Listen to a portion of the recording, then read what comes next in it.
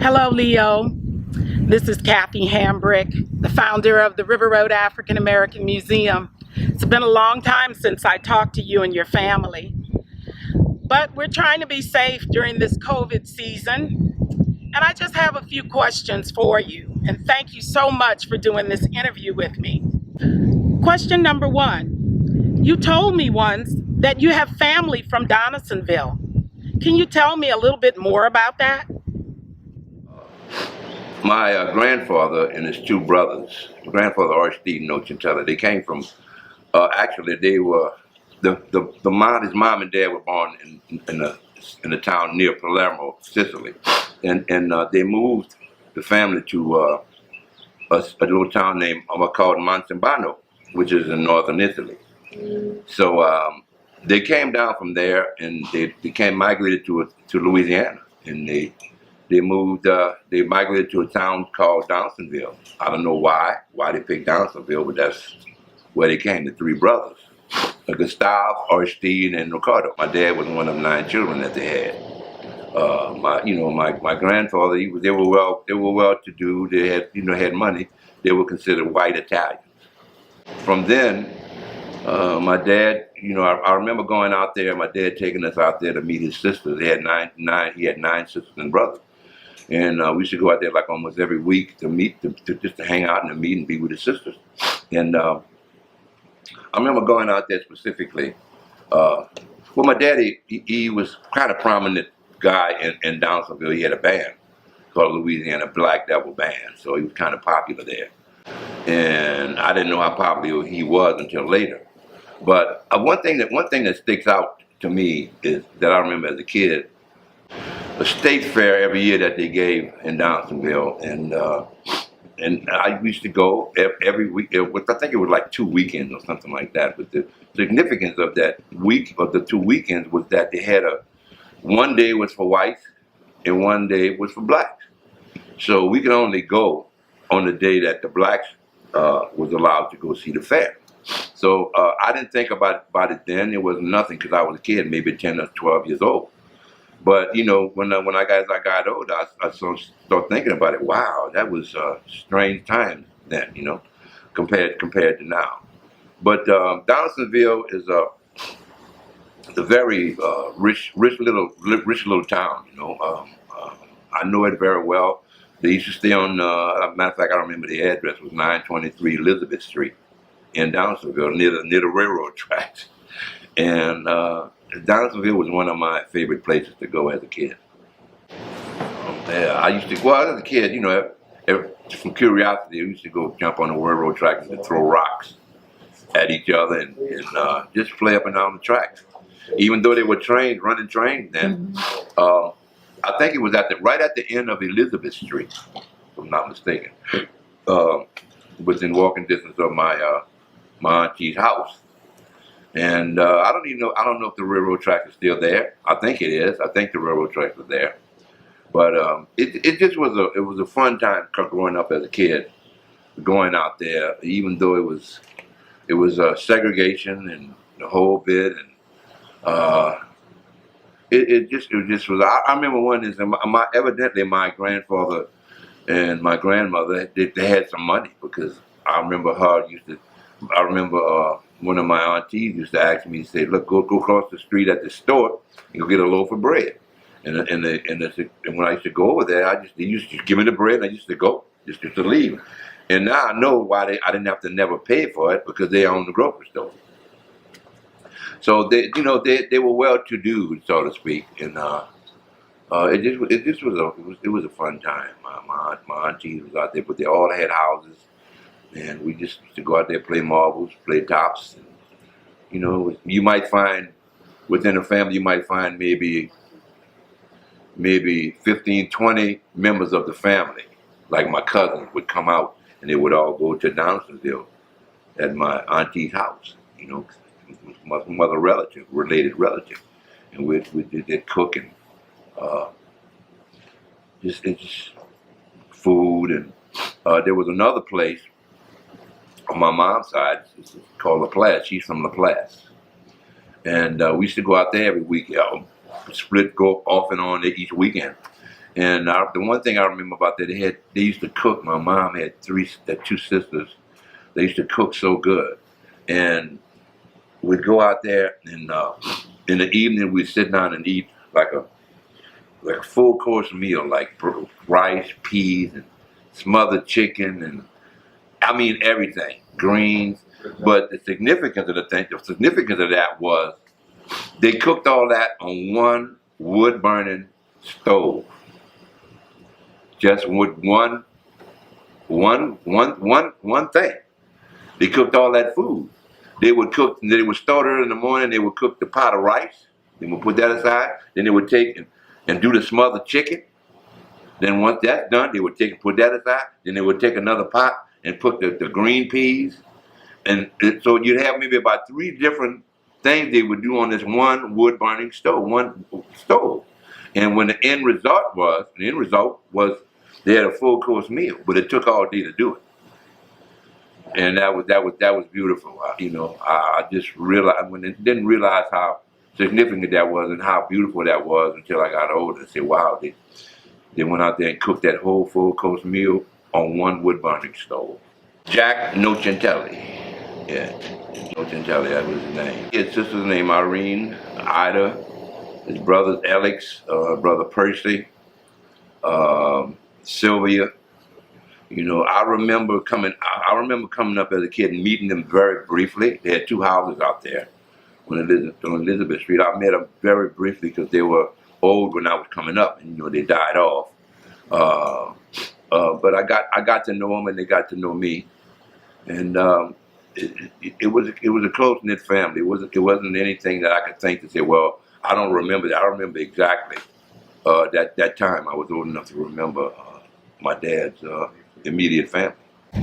Question number 2 that I have for you is, do you think that has had an impact on your music over the years?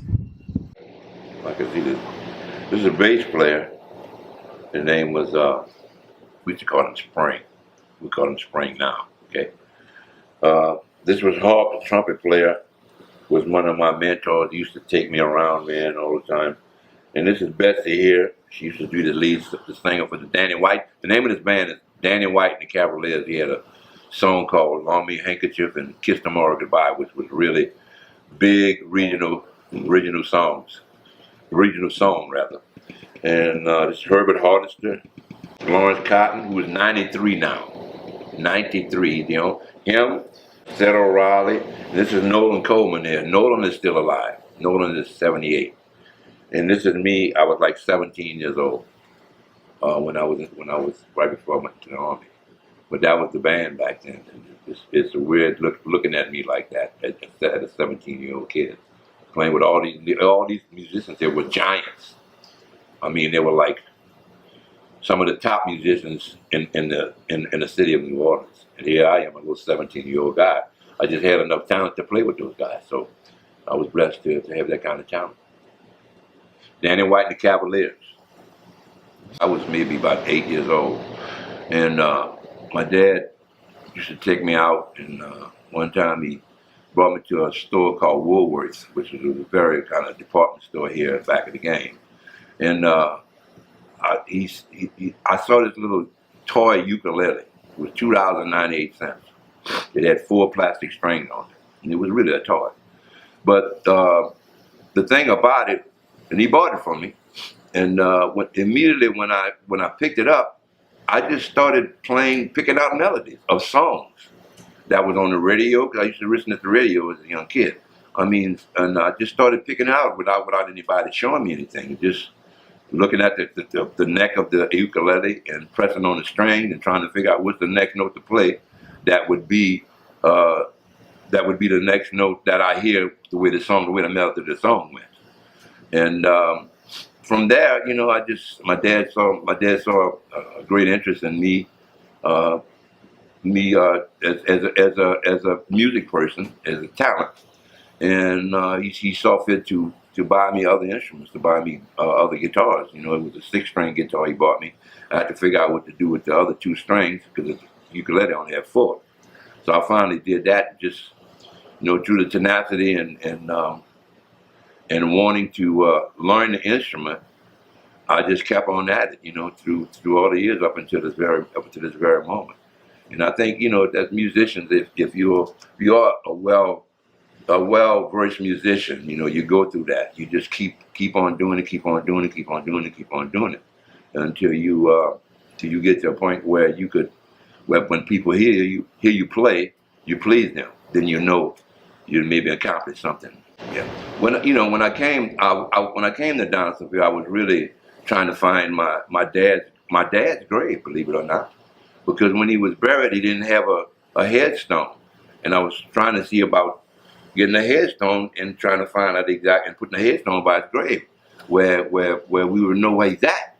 So I went to the city hall. They didn't have any records of exactly where the grave was, which I couldn't understand why. They gave me an idea. So I have an idea now of where the actual grave plot is. And I'm going to eventually go out there and buy a headstone for my dad, where he could be known for the people that's his descendants, where they know where he's at. That's something I have to do. I remember the River Road African Museum. They pulled out some records. They were kind enough to pull out some records for me and help me try to find some locations. And then from that, I found out a lot of other things. When a lot of my other ancestors that I didn't even know about, they came over in a ship, along with my grandfather that I had no idea was with them. I don't recall the names right now, but if I go out there at the museum, I'm pretty sure they still have the records of everybody there. So. It was very essential. It was very essential to me it did help me a lot trying to find my people. And question number 3, would you play a little something for me? I'll be glad to. Play something. I'm gonna have my younger brother here, Angelo, to come play this with me. A song I wrote called "Fire in the Bayou" that was recorded by the Meters.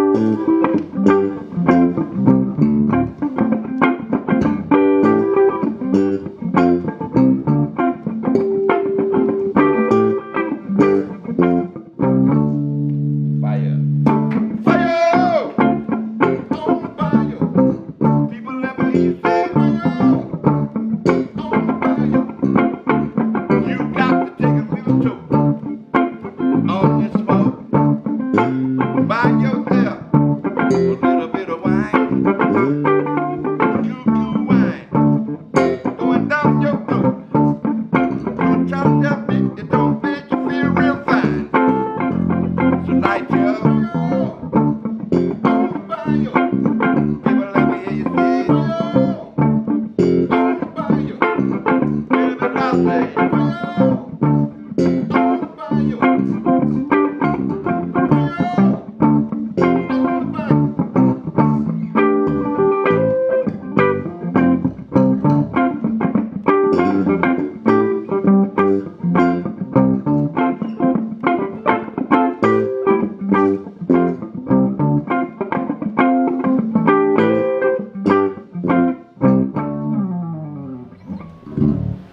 Fire and buy.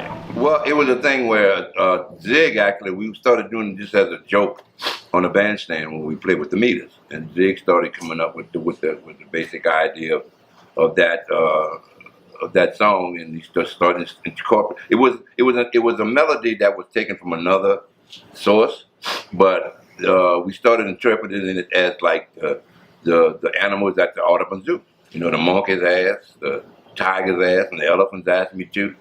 So it's just an interpretation of another idea that we interpreted, directed to the animals that was in the Audubon Zoo. If I can remember, because I never sung it, so I might say the bee's ass. Okay. All right. That's okay. Or the snake's ass. Okay. I don't know, so just forgive me. Hey, that's okay.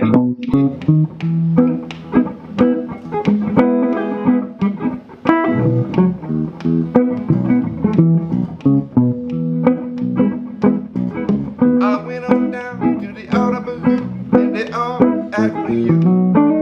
They all asked for you. They even inquired about you. I went on down to the Audubon Zoo, and they all asked for you. The tiger's ass, the monkey's ass, and the elephant asked me too. They all asked for you. They all asked for you. Everybody there wanna know where they all ask for you. They all ask for you. They all ask for you. Everybody there wanna